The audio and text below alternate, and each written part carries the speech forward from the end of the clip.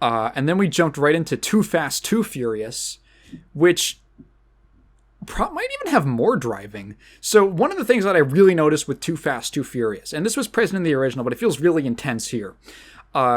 This is where it gets really strong in the babes category. There's a lot of scantily clad women in like Y2K fashion, and Kat loved all of it. She probably liked it more than I did, surprisingly.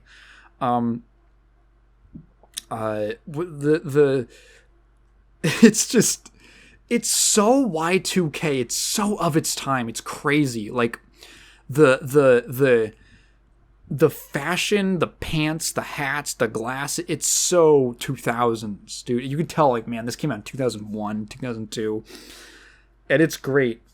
I really enjoyed Too Fast, Too Furious as well too. It feels like a more it starts off like right off the bat. And this is foreshadowing when they jump the bridge. When they jump the bridge during the first, which is like, that's crazy because like Ludacris is trying to kill them. Like you would die, but they're just cool. Hey, the car's a little banged up. And he just looks at us like, yeah, it's a little surprise, little spice for the race. And it's like, you're going to murder them, Luda. No Dominic, no Vin Diesel. He's in Baja, Mexico now, and doing whatever. And instead, it's Tyrese Gibson, who I was familiar with from the Shayla Rocks video. Holy shit, I've never laughed. There's few things that can make me laugh as hard as Shayla Rocks.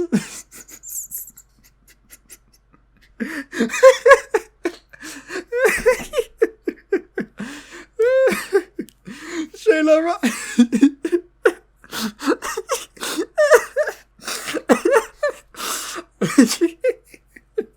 I'm sorry.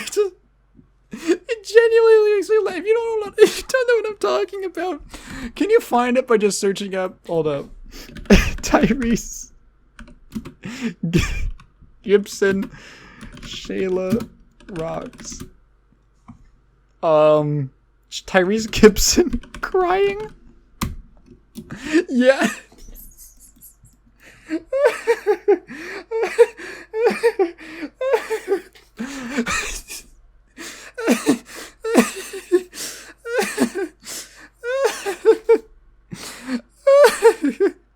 I'm sorry, I'm like laughing for real. So Tyrese Gibson. Dude, I'm lightheaded. Tyrese Gibson was in a custody battle. You've probably seen this at least in a meme. He was in a custody battle for his daughter, and he's in a fucking hotel room. And he's trying to win custody of his little daughter, and he's crying. And he's printed out these t-shirts that just say in big impact font lettering, the name of his daughter Shayla. It says Shayla Rocks. And he's crying. And he's wearing this fucking hoodie that says Shayla Rocks.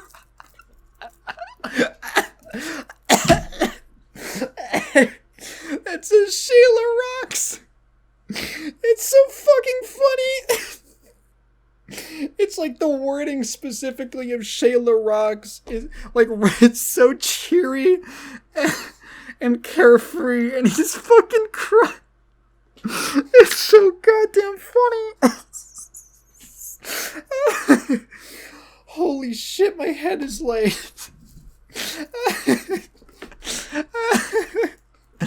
Oh my god.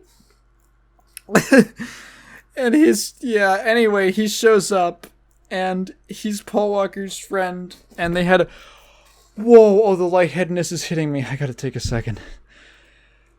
So he's, Paul, he got booted off the force because he let Toretto go in the first movie. And he's back on the force now. They need him because he's the only one, right? He's down in the criminal underground now, but he's the only driver. He's the best driver they got. and they've got to take down this criminal, this drug kingpin, and the only way he can do it is by driving a car really fast.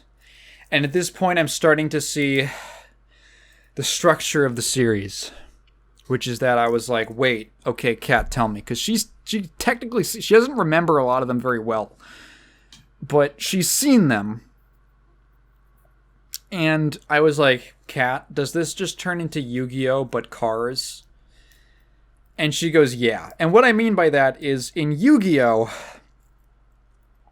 yeah, there's whatever supernatural bullshit where they gotta, oh my god, they're opening the portal to the evil dimension or whatever. But at the end of the day, it all comes back to they have to play a card game. But you gotta play a card game. Oh my god, fucking the evil energy monster's gonna destroy the world, and in order to stop him, you gotta play a game of duel monsters. You gotta play a children's card game. That's what it always comes back to.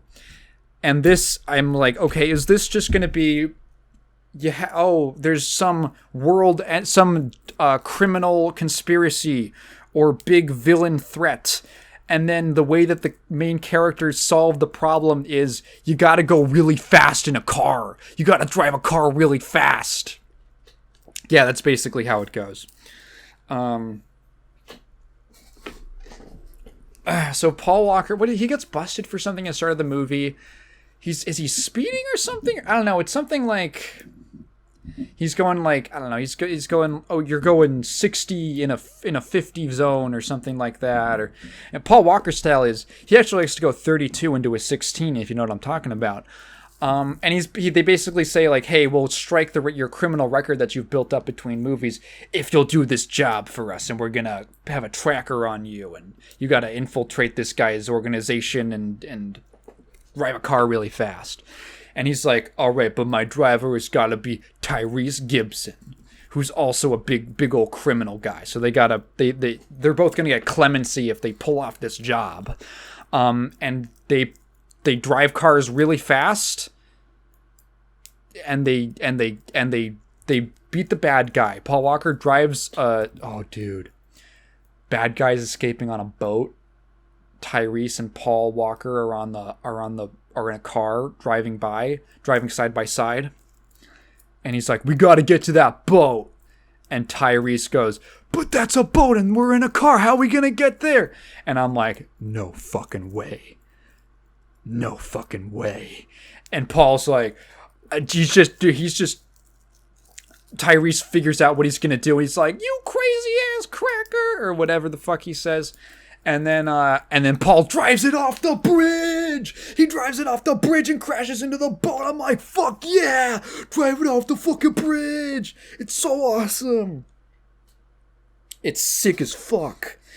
Yeah. That movie fucking rules.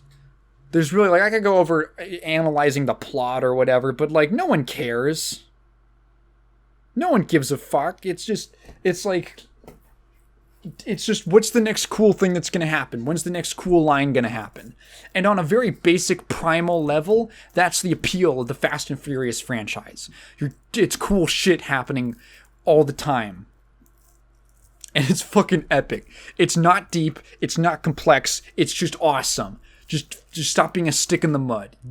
Fucking dork. Right after I just said that I appreciated the talking scenes in Castlevania.